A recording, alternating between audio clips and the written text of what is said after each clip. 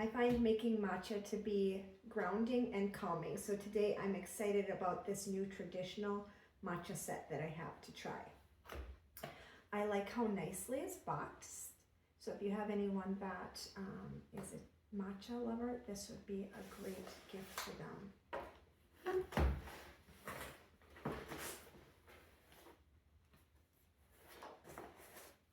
This set comes with a very nicely printed instruction guide, also with some additional recipes. In the box we have a natural bamboo spoon, a nice metal mesh sieve for straining the matcha powder,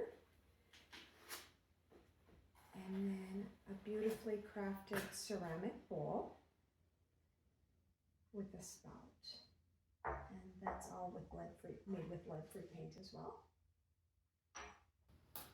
All right, let's make some matcha.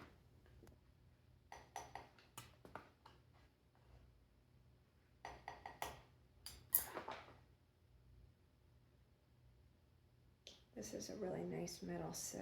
It's got a quality feel to it. And it nicely gets any clumps out of my matcha powder.